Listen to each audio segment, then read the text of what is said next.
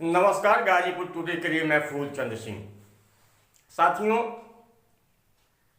Akhilesh Yadav Samajwadi party के supremo से जब पत्रकारों ने विभिन्न सवाल पूछे तो अखिलेश यादव ने भी पत्रकारों के सवालों का जवाब बड़ी ही बेबाकी से दिया।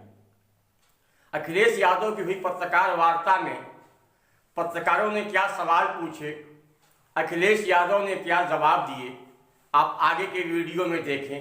हाँ, एक निवेदन है कि समसामयिक तत्कालिक वायरल दुर्घटनाओं के वीडियो को देखने के लिए गाजीपुर टुडे के यूट्यूब चैनल को सब्सक्राइब करें और बेल आइकन को दबाएं। धन्यवाद। मध्य प्रदेश की अलग परिस्थितियां हैं। मध्य प्रदेश में दूसरे तरह की परिस्थितियां होती तो परिवर्तन वहां भी दिखता। ज्यादातर जो लोग हैं जिन्होंने बातें रखी हैं चुनाव के परिणामों पर, उन्होंने यही कहा कि परिवर्तन का मतदान हुआ है, परिवर्तन का वोट है। तो इसलिए सबसे ज्यादा चिंता का विषय भारतीय जनता पार्टी के लिए होना चाहिए, क्योंकि अगर प्रदेश स्तर पर ये परिवर्तन का वोट है तो कल जब दिल्ली का चुनाव होगा तो एक बार फिर जनता परिवर्तन के लिए वोट डालेगी। और सवाल वही है, किसान की आय दोगुनी होना, नौजवानों को नौकरी रोजगार मिलना, चरम सीमा पर महंगाई है आज भी, जो बिजली की सुविधा मिलनी चाहिए थे या सस्ती बिजली उपलब्ध होनी थी वो नहीं है, अल्पसंख्यक अभी भी दुखी है, जो दिया भी गया है हमारे बुनकर भाइयों के लिए बजट में वो पर्याप्त नहीं है, सड़कों के अभी भी गड्ढे बंद नहीं हो पाए हैं। सरकार खुद स्वीकार कर रही है और जो अखबारों में आंकड़े आ रहे हैं कि उत्तर प्रदेश में एक्सीडेंट से भी मृत्यु ज्यादा हो रही है, जो आंकड़े सामने आए हैं, और एक्सीडेंटल डेथ अगर हुई है तो जो कारण बताया गया वो यही कारण बताया है कि सड़कों में गड्ढे होने की वजह से एक्सीडेंट हो रहे हैं और उसकी वजह से लोगों की जान जा रही है। ट्रैफिक व्यवस्था से ज्यादा आप सड़क पे सांड देखते हो। तो जो बुनियादी सवाल थे वो आज वैसे ही हैं। दिल्ली की सरकार को जवाब देना पड़ेगा। आज घर घर बेरोजगार हैं और एक नौजवान रोजगार मांग रहा है।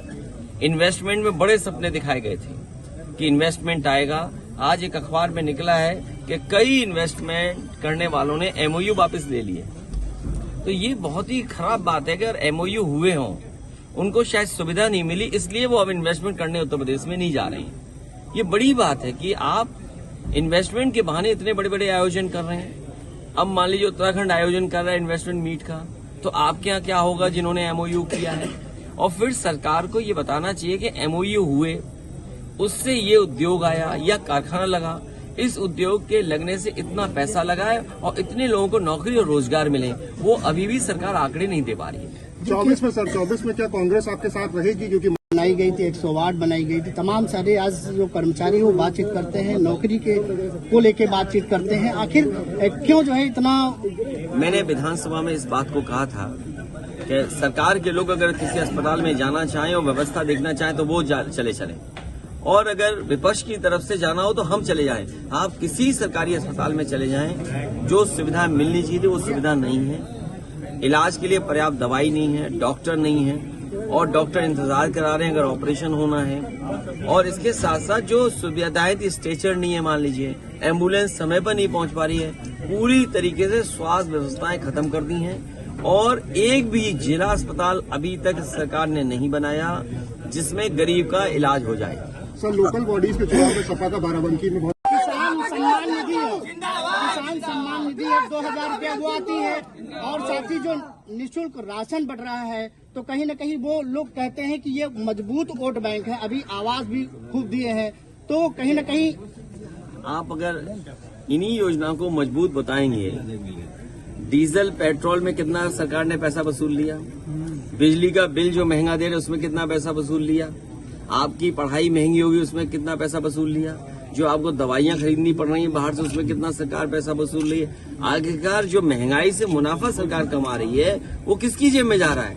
ये जो सम्मान निधि राशि और राशन, याद कीजिए जब राशन चुनाव के समय बंट रहा था तो रिफाइंड तेल मिल रहा था, चना मिल रहा था, नमक मिल रहा था। आज ये चीजें कहाँ हैं? तो ये जनता जानती है एक बार धोखा हो सकता है, हर बार धोखा नहीं होगा। अखिलेश जी, अभी आपने कहा कि बाराबंकी पार्टी को मजबूत करेंगे, अपने समाजवादी पार्टी को। यहाँ पे खेमे बटे हुए हैं, इनको कैसे आप जो है एकजुट करेंगे? अरे खेमे बटे तो और अच्छा है, खेमों में कंपटीशन है, कौन कितने ज्यादा वोटों से जिता है। इसी वजह से हार रही है। अरे नहीं, ये गलत बात है। मैं ये कह रहा हूँ खेमे या गोट या ये नहीं, इस बार 24 में आप देखेंगे हर व्यक्ति पार्टी का लगेगा जिताने के लिए। अखिलेश जी, जब कैंडिडेट की बात होती है तो कहीं न कहीं अभी लोकसभा में कैसे, क्या पहले से